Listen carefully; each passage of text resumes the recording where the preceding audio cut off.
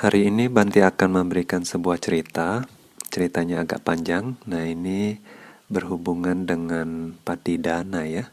Patidana, mungkin sebagian udah tahu apa itu patidana. Patidana adalah pelimpahan jasa bagi sanak keluarga atau teman-teman yang sudah meninggal. Kalau mereka terlahir di alam peta atau hantu kelaparan, dengan pelimpahan jasa kita, mereka bisa mendapatkan situasi yang lebih baik atau bahkan bisa mendapatkan kelahiran yang lebih baik ya. Dan jadi awal ceritanya itu Anda bisa baca sendiri juga di Dhammapada Atthakatha, cerita tentang Uruwela Kasapa, atau Anda bisa baca di Tirokuta Sutta, Tirokuda Sutta ya. Jadi di sini Bante mengacu kepada Dhammapada Atthakatha. Jadi waktu itu ceritanya begini, di zaman 92 Kapa. Nah, apa itu Kapa? Mungkin Bante sudah jelaskan di cerita Jataka yang pertama ya. Jadi 92 Kapa dari Kapa yang sekarang, jadi mundur ya, 92 Kapa yang lampau, itu ada Buddha Pusa namanya, Pusa Buddha. Ya, Buddha Pusa. Jadi misalnya kalau zaman sekarang itu Buddha Gotama, jadi nama Buddha kita adalah Buddha Gotama, ya, Siddhartha Gotama. Nah, kalau di zaman itu ada seorang Buddha, nah itu namanya adalah Pusa. Jadi Pusa Buddha, ya. Pusa Buddha atau Pusa Buddha waktu itu papanya adalah seorang raja. Ya, raja. Nah, raja itu namanya Mahinda. Jadi Raja Mahinda ya. Jadi Papa Buddha adalah seorang raja Mahinda. Jadi Buddha itu adalah pangeran mahkota ya. Nah, tapi beliau menjadi Buddha waktu itu Pusa Buddha. Kemudian punya murid utama, dua murid utama, siswa utama. Seperti Buddha Gotama kan punya murid utama, yaitu Bante. Murid utama yang pertama adalah Bante Sariputta, yaitu tangan kanan Buddha. Dan siswa utama yang kedua adalah Bante Mahamoggallana, yaitu tangan kiri Buddha. Nah, di zaman setiap Buddha punya siswa utama, begitu ya, sama. Nah, jadi di zaman Buddha Pusa juga ada siswa utama yang pertama adalah itu anak, jadi adiknya Buddha sendiri. Ya, jadi raja punya beberapa anak ya. Nah, anaknya yang paling kecil, nah itu jadi tangan kanan Pusa Buddha. Nah, sedangkan tangan kiri, yaitu siswa utama kedua, itu adalah anak dari penasehat kerajaan. Jadi begitu, tangan kanan adalah adik Buddha sendiri, tangan kirinya adalah anak penasehat kerajaan. Nah, kemudian waktu itu Raja Mahinda, yaitu papanya Buddha, itu datang ke tempat Buddha Pusa tinggal ya. Kemudian melihat, Buddha sendiri adalah anak saya. Begitu juga berarti dhamma yang diajarkan oleh anak saya adalah dhamma saya. Kemudian sangha adalah murid-murid Buddha adalah murid sama seperti sangha milik saya. Nah, jadi dia berpikir demikian ya. Begitu juga dia bilang murid utama Buddha adalah anak saya juga, anaknya yang kecil ya. Kemudian tangan kiri Buddha juga adalah anak penasehat saya. Jadi dia berpikir bahwa Buddhanya Buddha saya, dhammanya dhamma saya, sangganya sangga saya. Nah, dengan berpikir demikian dia sangat happy, sangat bahagia. Kemudian dia berlutut namaskara kepada Buddha. Kemudian dia request, dia mengajukan permintaan kepada Buddha. Waktu itu masa kehidupan manusia ya, umur manusia rata-rata itu 180.000 tahun. Nah, jadi waktu itu raja sendiri, Raja Mahinda sudah setengah dari perjalanan hidupnya. Ya, jadi waktu itu umurnya sudah berapa? 90.000 tahun. Nah, jadi dia berpikir, dia bilang juga ke Buddha Pusa bahwa saya sudah di setengah dari kehidupan saya sudah saya lewati, berarti usia saya kurang lebih tinggal 90.000 tahun lagi, Buddha. Jadi saya mau di akhir hidup saya ini, setengah akhir kehidupan saya ini, setiap hari saya mau Buddha itu selalu pindah patah ke rumah saya, makan hanya dari saya, pindah patah di tempat saya, kemudian semua pacaya atau semua kebutuhan-kebutuhan Buddha dan Sangha itu di tempat saya saja. Dia saja yang mau dana dia, begitu ya. Nah, waktu itu Buddha menerima permintaannya, ya, permintaan raja. Nah, akhirnya setiap hari Buddha dan Sangha datang ke raja untuk menerima dana makan dan barang-barang kebutuhan yang lain. Dan raja sendiri juga setiap hari memberikan pelayanan kepada Buddha dan Sangha. Nah, setelah itu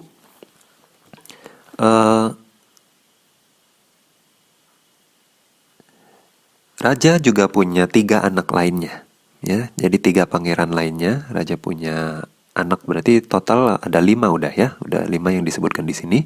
Yang tidak disebutkan mungkin ada banyak, nggak tahu juga ya. Tapi yang dicerita ini disebutkan 5 ini yang utama ya. Nah, jadi masih ada 3 pangeran lagi. Raja punya 3 pangeran lagi. Nah, masing-masing pangeran, ya, pangeran yang paling besar itu punya 500 tentara dia pegang di bawah kekuasaan dia. Nah, kemudian pangeran yang kedua itu punya 300 tentara. Pangeran yang ketiga punya 200 tentara. Nah, jadi pangeran yang pertama punya 500, yang kedua punya 300, yang ketiga punya 200. Jadi total 1000 tentara ya. Jadi 3 pangeran ini punya bala tentara 1000. Nah, mereka datang ke raja. Mereka pun mau minta bagian gitu, mau minta ke raja bahwa diizinkan bahwa mereka juga mau berdana untuk kakaknya sendiri, yaitu Buddha ya, kakak mereka yang paling besar. Buddha sendiri dan sangganya, mereka juga mau dana makan, mereka juga mau dana-dana kebutuhan. Jadi mereka minta izin berulang kali kepada raja. Raja berulang kali menolak, bilang saya nggak bisa melakukan itu, saya nggak bisa kasih izin itu, dia bilang. Nah, jadi akhirnya pangeran sedih ya, kecewa lah ya. Nah, satu hari ya ada sebuah seperti pemberontakan ya, ada masalah di daerah pemerintahan raja ya. Nah, 3 pangeran ini dikirim untuk menyelesaikan masalah itu. Nah, akhirnya mereka berhasil mendamaikannya. Nah, kemudian setelah itu datang ke raja. Nah, raja kan senang kan, lihat mereka berhasil melaksanakan tugas mereka. Kemudian raja peluk satu-satu, terus dicium keningnya masing-masing ya. Kemudian raja bilang, kalian ada request apa? Saya akan kabulkan. Kalau kalian ada permintaan, kalian bisa ngomong, saya akan kabulkan. Nah, jadi 3 pangeran ini belum menyebutkan permintaan mereka. Mereka diam-diam dulu. Nah, terus 2-3 hari berikutnya sudah lewat ya. Mereka datang minta raja mengabulkan permintaan mereka. Nah, permintaan mereka apa? Nah, seperti permintaan mereka yang dulu pernah mereka utarakan, mereka bilang, kita mau dapat bagian untuk memberi servis atau memberikan pelayanan ke Buddha dan Sangha. Kita juga mau kasih makan, kita juga mau dana barang-barang kebutuhan untuk Buddha dan Sangha. Nah, itu mereka minta izin ke raja untuk dikasih kesempatan. Terus raja bilang, saya nggak bisa kasih. Terus pangeran bilang apa? 3 pangeran ini bilang, kalau nggak bisa seumur hidup, tolonglah dikasih 7 tahun saja. Nah, mereka request 7 tahun. Terus raja bilang, 7 tahun saya nggak bisa kasih. Bagaimana kalau 6 tahun, pangeran bilang. 6 tahun juga nggak bisa kasih. 5 tahun nggak bisa.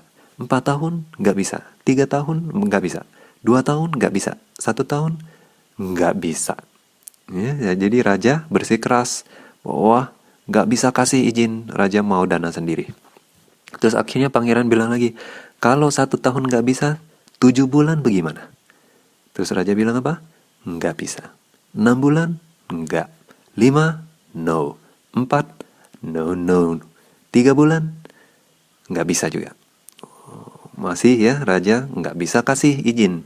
3 bulan pun nggak bisa kasih. Akhirnya eh mereka akhirnya membuat keputusan bahwa kalau begitu ya, setiap pangeran minta 1 bulan saja. Nah, jadi kalau di total 3 bulan dong, satu pangeran kan 1 bulan. Jadi 3 pangeran 3 bulan. Nah, masing-masing 1 bulan saja untuk dikasih izin untuk dana ke Buddha dan Sangha kepada raja. Akhirnya raja bilang, oke lah kalau begitu. Nah, oke. Jadi dapatkan izin itu. Nah, mereka senang sekali, terus bisa namaskara, terus mereka pergi. Nah, langsung pas pulang ke rumah, si 3 pangeran ini ya, mereka punya dikasih apa ya? Bukan dikasih ya, mereka memang dibawa kekuasaan mereka ya. Ada satu bendahara, satu orang bendahara ya. Terus satu lagi menteri yang mengurusin masalah rumah tangga mereka. Jadi ada 2 orang ya. Nah, di bawah kepemimpinan 2 orang ini ya, itu ada 120.000 pelayan cowok. 120.000 pelayan cowok ya. Nah, jadi pekerja lah intinya. Nah, terus dia 3 pangeran ini bilang ke bendahara dan menteri urusan rumah tangga ini bilang, itu 120.000 pekerja semua panggil. Terus semua udah datang, terus dia kasih perintah bahwa dia kasih instruksi bahwa 3 bulan ini ya, jadi 3 bulan pas itu musim hujan ya, pas masa wasa seperti sekarang yang Bante sekarang jalanin ya. Nah, itu pas 3 bulan masa wasa ini, kami 3 pangeran ini, kami akan mengambil 10 sila 3 bulan ini. Setelah mengambil 10 sila, kami akan mengenakan jubah yang diwarnain dengan pewarna alami ya. Jadi kami akan pakai jubah intinya. Kemudian kami akan tinggal di dalam sangga, di dekat Buddha. Nah, jadi intinya mereka selama 3 bulan itu mereka mau ambil sila, terus pakai jubah, terus tinggal bersama Buddha dan Sangha. Tapi nggak bilang mereka jadi samanera, nggak bilang. Cuma mereka bilang mereka tinggal sama Sangha selama 3 bulan. Nah, begitu juga tadi kan masing-masing pangeran kan punya serdadu kan, punya tentara. Nah, tentara 1.000 itu juga semua dibawa, disuruh ambil 10 sila, pakai jubah, dan tinggal di wihara sama Sangha. Jadi ada berapa orang? 1.003 orang, ya kan? Nah, jadi sebelum pergi ya, 3 pangeran kasih instruksi ke bendahara dan menteri urusan rumah tangga. Gimana instruksinya? Nih, di gudang kita, harta kita ini ya, kita punya banyak harta. Nah, harta ini ya, kalian setiap hari berdana ke Buddha Sangha, yaitu semuanya total ada 90.000 biku. Dan 1.000 serdadu. Ya, serdadu mereka kan tadi di bawah ya. Jadi 90.000 ditambah 1.000, jadi 91.000 orang. Nah, itu setiap hari kalian dana makan dan minum. Nah, itu perintah dari 3 pangeran. Titip pesan ke bendahara dan menteri urusan rumah tangga ya, sama 120.000 pekerjanya itu. Jadi, tapi mulai dari hari ini ya, kami itu maksudnya 3 pangeran dan 1.000 serdadu, kami tidak akan ngomong sepatah kata pun. Jadi intinya mau ini puasa ngomong ya. Jadi mau berlatih gitu. Ambil 10 sila, pakai jubah, dan nggak mau ngomong sama siapapun. Jadi mau tinggal sama sangga. Nah, intinya mau berlatih ya. Nah, jadi si bendahara sama menteri urusan rumah tangga akhirnya menjalankan instruksi mereka. Setiap hari secara bergiliran ya, mereka kasih tugas ke pekerja-pekerjanya itu untuk masak, untuk melayani sangga, dan lain-lainnya. Nah, setelah itu di pekerja itu ya, nggak 120 ribunya semua dipekerjakan ya, karena mereka kan ada piketnya, hari ini kerja, besok nggak kerja, hari ini kerja, besok nggak kerja, kan giliran. Jadi, nah waktu itu, sehari itu ada 84 ribu pekerja. Ya. Nah jadi, pekerjanya ini kan masak nih.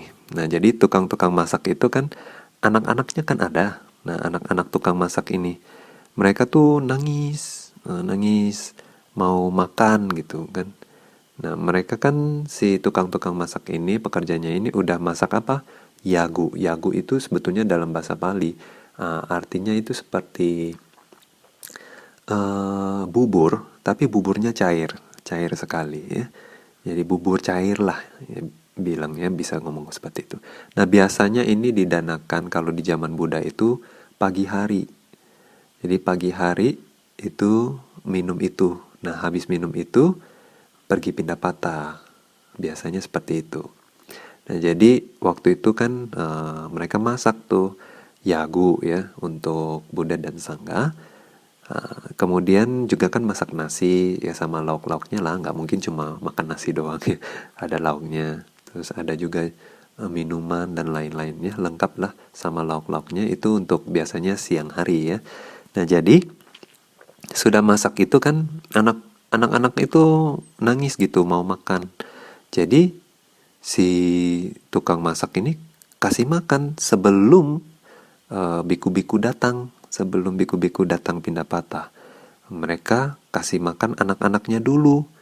Nah kemudian biasanya juga setelah kasih makan anak-anaknya itu, jadinya waktu kasih makan biku sangga itu, setelah biku sangga selesai makan itu nggak ada ekstra lagi, nggak ada makanan ekstra, nggak ada sisa.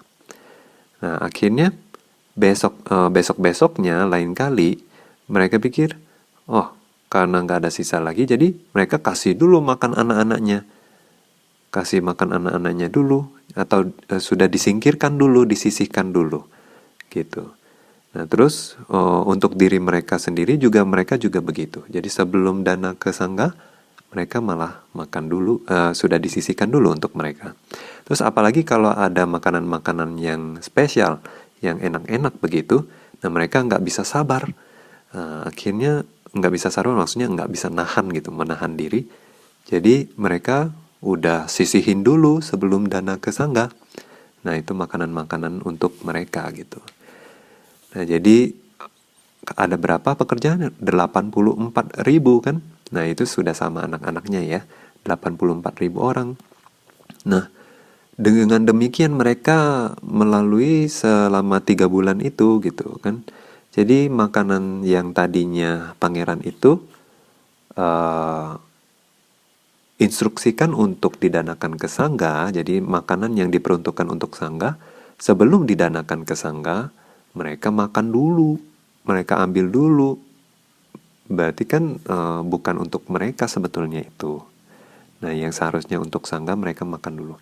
Nah setelah mereka meninggal, mereka 84 ribu jadi hantu kelaparan.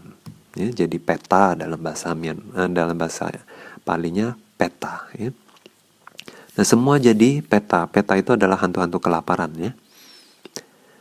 Nah ada banyak jenis peta ya. Ada peta yang seperti dewa. Jadi misalnya siang hari dia itu menikmati misalnya ada kerajaan yang mewah, ada rumah yang mewah, ada pengikut, bahkan ada pelayan gitu. Tapi malam hari dia jadi peta, sedih atau tersiksa gitu. Ada satu siksaan tertentu gitu. Nah, jadi ada juga peta yang seperti itu ya. Jadi siang seperti dewa, malamnya menderita. Nah, ada juga yang peta nggak ada privilege seperti itu, jadi selalu menderita sepanjang hari. Nggak siang, nggak malam ya. Ada yang kelaparan terus, tapi nggak bisa makan juga, nggak bisa dapat makan. Ada yang sedih terus. Nah, ada yang tersiksa terus. Nah, ada siksaan tertentu ya. Masing-masing tergantung kamanya masing-masing ya. Jadi di Pali, Buddha juga banyak cerita macam-macam peta. Ada peta yang penampakannya seperti kerangka, jadi seperti tengkorak gitu. Nah, tapi selalu dipatuk sama burung-burung, dikejar burung-burung. Ya burung-burung ini juga sebetulnya uh, akibat dari karma mereka gitu. Burung-burung ini nggak akan mematuk peta yang lain atau nggak akan mematuk manusia yang lewat dekat peta itu, nggak, tapi hanya serang dia aja. Karena ini semua kekuatan karma buruk dia ya. Jadi burung-burung itu juga sebetulnya bukan burung yang hidup, itu hanya kekuatan dari aku salah karma dia. Jadi dia burung itu semua patuk dia patuk dia. Nah ada lagi yang beda lagi, ada yang dulunya biku sama Nera sama Neri bikuni tapi silanya nggak bagus, jadi waktu meninggal jadi hantu, disebut peta juga. Nah itu jubahnya terbakar, jadi dia selalu terbakar, selalu tersiksa kayak begitu, patahnya terbakar dan lain-lain gitu karena sila ya, silanya rusak nggak bagus. Nah jadi ada banyak jenis-jenis peta. Nah di sini peta yang di sini yang dijelaskan ini adalah peta yang kelaparan, telanjang bulat seperti itu ya. Nah, tapi nggak bisa makan, nggak bisa apapun, nggak bisa makan. Nah jadi setelah jadi peta gitu kan, berapa lama jadi peta? Lama sekali. Berapa lama? Selama kurang lebih 90 kapak. Ya, 90 kapak. Ya, jadi waktu itu ya, sedangkan kalau 3 pangeran dan 1.000 tentara itu ya karena menjalankan sila, karena tinggal di dalam sangga, berlatih ya, itu setelah meninggal mereka jadi dewa. Kemudian setelah mati di alam dewa, jadi lagi manusia. Setelah jadi mati di alam manusia, jadi lagi dewa. Begitu terus mereka di dalam samsara itu jadi dewa, jadi manusia, dewa, manusia, dewa, manusia.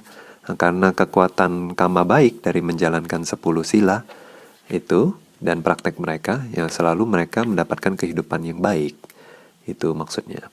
Nah, sedangkan 84.000 peta itu, nah apa yang terjadi sama mereka? Itu 90 kapa ya. Sebelum Mante jelasin tentang peta itu, Mante mau jelasin yang 3 pangeran itu akhirnya pangeran yang paling besar itu di zaman Buddha Gotama itu namanya Uruwela Kasapa. Jadi mereka disebut Kasapa bersaudara ya. Kasapa seperti nama keluarga mereka ya. Jadi yang paling besar namanya Uruwela Kasapa, yang kedua namanya Gaya Kasapa, yang ketiga adalah Nadi Kasapa. Nah begitu juga pengikut mereka ya. Uruwela Kasapa punya 500 pengikut. Semuanya jadi pertapa akhirnya ya. Jadi pertapa. Tapi awalnya mereka itu punya pandangan salah. Mereka pertapa yang ritualnya adalah memuja api. Nah, memuja api. Nah, terus kalau Gaya Kasapa dia punya 300 murid ya. Nadi Kasapa dia punya 200 ya. Jadi total mereka ada 1.000 pengikut ya. Nah akhirnya mereka ketemu sama Buddha. Terus Buddha jelasin Dhamma. Semuanya jadi arahat ya. Uruwela Kasapa, Kasapa bersaudara ini berikut tentara-tentaranya ya. Karena mereka sudah banyak kumpulin parami ya, dan mereka beraspirasi mengumpulkan kusala dan parami itu untuk mendapatkan arahata phala ya, untuk mencapai arahat saja. Untuk sebab itu ya Buddha hanya mereka tidak jadi siswa utama karena aspirasi mereka hanya untuk menjadi arahat biasa di zaman Buddha Gotama. Oleh sebab itu ya mereka tidak dikasih gelar siswa utama oleh Buddha. Nah, balik lagi ke cerita si peta, 84.000 peta ini. Nah, akhirnya bagaimana mereka? Nah, kalian masih ingat yang itu tadi, bendahara sama menteri urusan rumah tangga? Nah, tentu saja mereka tidak sia-sia ya, kusala mereka juga, usaha mereka. Eh, si menteri urusan rumah tangga akhirnya di zaman Buddha Gotama menjadi Raja Bimbisara. Bimbisara, ya. Raja Bimbisara adalah akhirnya dia kan ketemu Buddha, raja ketemu Buddha akhirnya menjadi Sotapanna, ya. Jadi ini adalah yang dulunya adalah menteri urusan rumah tangga, sekarang dia jadi Raja Bimbisara, ya. Nah, sedangkan bendahara itu jadi seorang upasaka namanya Wisaka. Jadi bukan Wisaka yang perempuan yang sering dana ke Buddha itu ya, bukan Wisaka itu, tapi ini seorang cowok, Wisaka namanya, ya. Nah, jadi Wisaka ini kurang terkenal ya, nggak seterkenal Raja Bimbisara ya, nggak sebanyak Raja Bimbisara muncul di Tipitaka. Nah, di zaman Buddha-Buddha ya, jadi mereka 84.000 hantu kelaparan ini ya, mereka mengembara di dalam samsara jadi peta, jadi peta, jadi peta terus, ya, nggak mendapatkan kehidupan yang baik. Jadi bahkan ya ketemu 4 Buddha, mereka sempat bertemu ya. Dan pada saat ketemu sama empat Budanya, mereka masih aja jadi peta, belum jadi manusia-manusia ya. Jadi meskipun ketemu sama Buddha juga nggak bisa mendengarkan Dhamma, nggak bisa merealisasi Dhamma yang lebih tinggi maksudnya ya. Meskipun Buddha ajarkan Dhamma pun nggak bisa merealisasi apapun ya. Itu ruginya jadi terlahir sebagai hewan atau jadi peta atau jadi asura di zaman pada saat kemunculan seorang Buddha gitu. Itu merupakan alam kehidupan yang tidak baik ya. Kalau di Pali disebut sebagai gati wipati. Wipati itu adalah kegagalan, gati itu adalah tujuan. Jadi tujuan kehidupan yang gagal. Gagal dalam arti udah nggak bisa, meskipun bertemu di zaman Buddha, meskipun terlahir di zaman Buddha, tapi nggak bisa merealisasi apa-apa. Itu disebutnya sebagai gati wipati. Nah, 4 Buddha yang mereka ketemu itu siapa saja? Nah, Buddha pertama yang mereka ketemu itu namanya Buddha Kakusanda. Nah, Buddha Kakusanda sendiri ya, itu waktu itu umur Buddha 40.000 tahun. Ya, masa kehidupan manusia pada saat itu 40.000 tahun. Tapi biasanya ya semua Buddha tidak hidup selama 40.000 tahun. Misalnya kalau rata-rata usia manusia 40.000 tahun, biasanya Buddha tinggal hanya 80% dari masa kehidupan total. Jadi seperti Buddha Gotama gitu kan. Waktu zaman Buddha Gotama, rata-rata kehidupan manusia itu adalah 100 tahun. Sedangkan Buddha Gotama sendiri parinibbana di usia 80. Jadi biasanya semua Buddha itu hanya tinggal menghabiskan 80% dari masa kehidupan manusia pada saat itu. Nah, begitu juga waktu Buddha Kakusanda, waktu itu rata-rata usia manusia 40.000 tahun. Nah, waktu itu mereka kan jadi peta. Mereka datang ke Buddha Kakusanda, mereka tanya, kami kapan ya dapat makan? Nah, dia tanya ke Buddha Kakusanda, kami ingin menanyakan kapan kami bisa dapat makan. Jadi mereka itu selama jadi peta nggak dapat makan. Jadi mereka tanya Buddha kapan mereka bisa dapat makan. Terus Buddha Kakusanda jawab apa? Oh, di masa ajaran Buddha, di masa ajaran saya, di masa ajaran Buddha Kakusanda, kalian nggak akan bisa dapat makan. Coba di zaman Buddha berikutnya ya, itu akan ada Buddha lain yang namanya Buddha Konagamana. Nah, di zaman Buddha Konagamana, kalian pergi tanya Buddha Konagamana, kapan kalian dapat makan. Nah, kemudian mereka tunggulah sampai Buddha berikutnya muncul. Terus Buddha berikutnya, Buddha Konagamana, waktu itu rata-rata usia manusia 30.000 tahun. Nah, mereka pun tanya Buddha Konagamana, kapan ya kita bisa dapat makan Buddha? Terus Buddha Konagamana jawab apa? Oh, di zaman ajaran saya, di zaman Buddha Konagamana, kalian nggak bisa dapat makan. Nanti di zaman Buddha berikutnya, namanya Buddha Kasapa. Kalian tanya Buddha Kasapa lagi, gitu. Nah, akhirnya mereka tunggu lagi sampai Buddha berikutnya muncul. Nah, akhirnya Buddha Kasapa muncul. Kemudian kepada Buddha Kasapa juga mereka bertanya hal yang sama. Buddha Kasapa bilang apa? Oh, di zaman ajaran saya kalian gak akan dapat makan. Nah, setelah saya ada Buddha Gotama akan muncul. Nah, di zaman Buddha Gotama, pada saat Buddha Gotama itu mencapai pencerahan sempurna, pada saat itu kalian salah satu sanak keluarga kalian namanya Raja Bimbisara. Nah, itu kalian ada muncul waktu di zaman Buddha Gotama gitu. Jadi kalian dari pelimpahan jasa Raja Bimbisara kalian bisa dapat makan. Nah, Buddha siapa yang bilang seperti itu? Buddha Kasapa ya. Nah, zaman Buddha Kasapa itu rata-rata usia manusia 20.000 tahun. Ya. Nah, kemudian Buddha Gotama mencapai pencerahan sempurna. Nah, pada saat itu ya pengikut Buddha salah satunya adalah Raja Bimbisara. Nah, kemudian Raja Bimbisara ini adalah dulu itu kan bos mereka ya.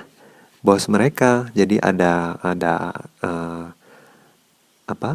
seperti hubungan ya, ada hubungan, masih ada hubungan. Jadi tapi di sini disebutnya hubungan saudara ya, mungkin masih saudara juga kali dari Raja Bimbisara. Nah, terus di waktu itu Raja Bimbisara kan hampir selalu ketemu Buddha, terus juga sering sekali berdana ke Buddha dan Sangga ya, dana makan, dana empat kebutuhan pokok dan lain-lain. Nah, pada saat Raja Bimbisara dana seperti itu, tadinya dia tidak pernah melakukan pelimpahan jasa. Jadi ada satu hari paginya Raja Bimbisara berdana makan kepada Buddha dan Sangga, kemudian dia seperti biasa dia tidak pernah pelimpahan jasa, terus dia pulang.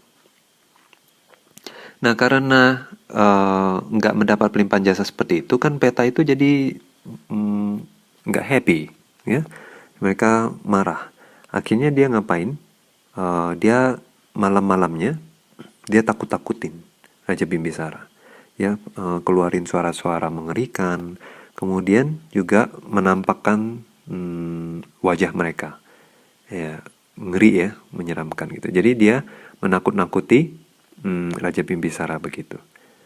Terus Raja Bimbisara kan, bingung apa artinya ini.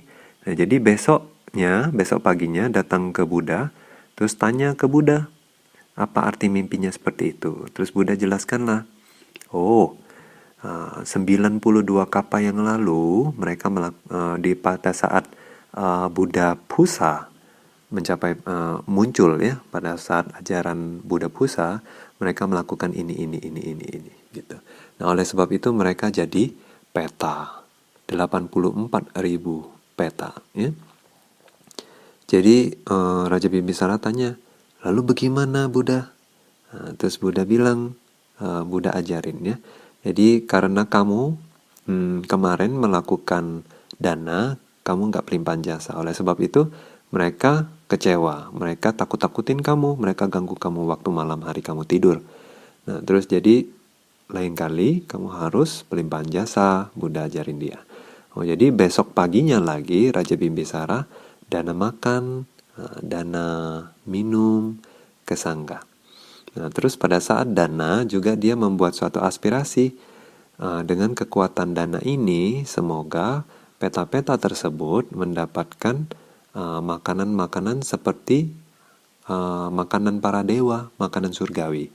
Begitu juga minuman surgawi. Semoga mereka mendapatkan makanan surgawi dan minuman surgawi dari hasil dana makan saya ke Sangga dan Buddha ini.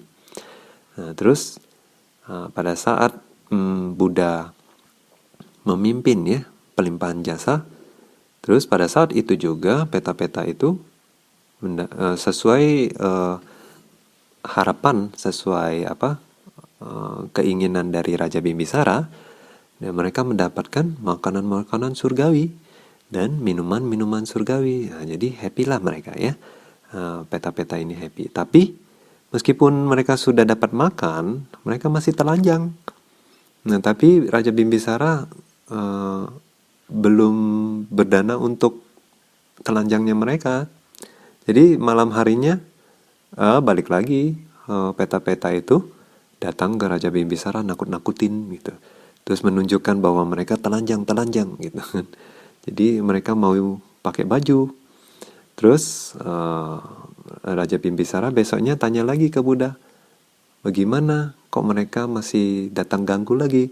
Terus Buddha bilang, ya karena kamu kemarin dana makan, kamu belum dana jubah. Terus kamu juga nggak pelimpahan jasa ke mereka, belum pelimpahan jasa. Jadi besoknya lagi, besok pagi Raja Bimbisara datang dana, kain-kain, dan jubah-jubah untuk Buddha dan Sangha. Nah, kemudian pada saat berdana, dia membuat suatu aspirasi. Semoga peta-peta tersebut mendapatkan kain-kain surgawi, jubah-jubah surgawi. Gitu. Nah, jadi pada saat mereka didanakan, mereka pun mendapatkan jubah-jubah surgawi, kain-kain surgawi seperti baju-baju yang dipakai para dewa. Nah, pada saat itu juga ya, mereka langsung meninggal dari alam peta, terus langsung jadi dewa. Ya, semuanya jadi dewa, 84.000. Nah, kemudian Buddha sudah lihat, oh mereka jadi dewa. Akhirnya Buddha kasih anumodana. Damatok ya, damatok singkat biasanya ya, karena umat sudah dana biasanya Sangga ada kasih dana bukan dana tapi ceramah dhamma singkat ya, disebut sebagai anumodana gatha. Nah, waktu itu anumodananya apa sutanya? Namanya Tirokutta Sutta. Nah, kalau di Myanmar, Tipitaka Myanmar sebutnya Tirokutta Sutta. Tapi kalau di Thailand dan Tipitaka lain ada juga yang menyebut sebagai Tirokuda Sutta. Ya. Nah, itu Anda bisa baca mungkin di Kudakapatha kalau nggak salah. Kitab Kudakapatha ada Tirokuda Sutta. Nah, itu juga tentang cerita peta-peta ini. Nah, akhirnya peta-peta itu ya jadi dewa sekarang. Terus mereka juga bisa dengar dhamma, terus bisa bahkan merealisasi dhamma, merealisasi 4 kesunyatan mulia gitu ya. Nah, ada yang jadi sotapana dan lain-lain gitu. Nah, jadi ini cerita tentang Tirokuda Sutta atau ini latar belakang dari Patidana. Jadi ini adalah latar belakang dari pelimpahan jasa. Nah, sampai sekarang kan kita setiap kali melakukan kusala, setiap kali melakukan kebajikan, kita juga selalu melimpahkan jasa kebajikan kita kepada semua makhluk, nggak cuma ke keluarga kita, nggak cuma ke sanak famili kita, tapi juga ke dewa, ke bahkan hantu-hantu mungkin yang tinggal di sekitar kita, itu dewa-dewa yang melindungi atau yang tinggal di sekitar kita. Nah, itu dewa-dewa yang melindungi ajaran Buddha Sasana gitu ya. Dan kepada semua makhluk kita limpahkan jasa kebajikan kita. Jadi mereka pun kalau yang mereka tahu gitu kita sedang melimpahkan jasa kebajikan ke mereka bisa happy. Nah, dengan mereka happy, mereka bisa membalas jasa ke kita. Ya mungkin dengan melindungi kita, jadi harmonis sama kita, tinggal bersama, nggak saling ganggu. Nah, itu akan memberikan banyak manfaat buat kita gitu. Jadi bahaya yang belum datang, mereka bisa cegah. Bahaya yang sudah datang, mereka akan usahakan untuk cepat hilang begitu. Nah, oleh sebab itu, banyak-banyaklah berbuat kebajikan, kemudian limpahkan jasa kepada semua makhluk. Ya, jadi kita semua makhluk ini, karena nggak cuma manusia tinggal di dunia ini, ada dewa, ada hantu di sekitar kita ya. Jadi agar semua makhluk ini bisa tinggal di satu tempat harmonis dan ya menjalankan kegiatannya masing-masing dengan lebih baik. Nah, satu sarannya adalah ya kebanyakan orang yayasan ya, kemudian umat awam atau kapia volunteer itu yang melakukan pelayanan atau melakukan pengaturan untuk makan sangga dan kebutuhan-kebutuhan pokok untuk sangga, itu harus hati-hati ya. Ya memang kalau kita misalnya kita dana ke wihara, nah, di wihara misalnya ada 4 biku, 5 biku, atau 100 biku. Tapi kan wihara juga kan ada pekerja wihara atau pekerja wihara kan perlu makan juga atau. Nah, memang kita kan waktu dana makan biasanya ya kita dana makan untuk satu wihara, bukan cuma untuk sangga aja. Tapi memang kan yang diprioritaskan adalah sangga. Dana ke wihara itu adalah dana ke sangga ya. Maksudnya mau dana untuk biku-biku sangga. Nah, jadi waktu itu ya sebagai pekerja atau sebagai volunteer atau sebagai orang yayasan, ya ini dana yang masuk untuk biku sangga, biku yang tinggal ya harus diperuntukkan untuk biku sangga dulu, harus prioritas gitu. Jangan masakan yang sudah dimasak ya karena takut nggak kebagian nanti, itu udah dicomot dulu, udah disisihkan dulu. Ini buat saya nanti, takutnya nanti nggak ada sisa lauk lagi. Ya, misalnya tinggal nasi doang gitu. Nah, jadi biasanya yang terjadi ya demikian ya, lauk itu pada habis ya. Nah, biasa sih kalau di Myanmar ya Bante lihat pengaturan yang mungkin yang kurang rapih, biasanya suka kejadian seperti itu, yang sisa hanyalah nasi. Nasi kan biasa masak banyak. Nah, ya, ini sisanya nasi, lauk-lauk pada habis gitu. Nah, ini bisa juga terjadi demikian kalau pengaturannya kurang apik ya. Nah, ya Bante juga pernah dengar bahwa pekerja-pekerja itu udah sisihkan dulu untuk mereka, takut nggak kebagian gitu. Nah, ini nggak baik ya. Ya seperti kalian tahu cerita ini juga, mereka sisihkan dulu untuk anak mereka, untuk diri mereka sendiri ya, lauk-lauk yang mereka suka. Yang seperti itu mereka sisihkan dulu gitu. Yang seharusnya kan harus diprioritaskan untuk sangga dulu. Nah, sangga sisanya baru itu untuk pekerja, baru untuk sisanya yang lain. Karena yang sisanya yang makan itu kan bukan prioritas. Prioritas orang dana kan untuk biku sangga. Nah, jadi harus mengalokasikan apa yang merupakan prioritas dulu gitu. Nah, itu penting ya. Jadi mudah-mudahan bisa bermanfaat, diikuti, dan semuanya untuk kebaikan Anda sendiri ya. Sadhu, sadhu, sadhu.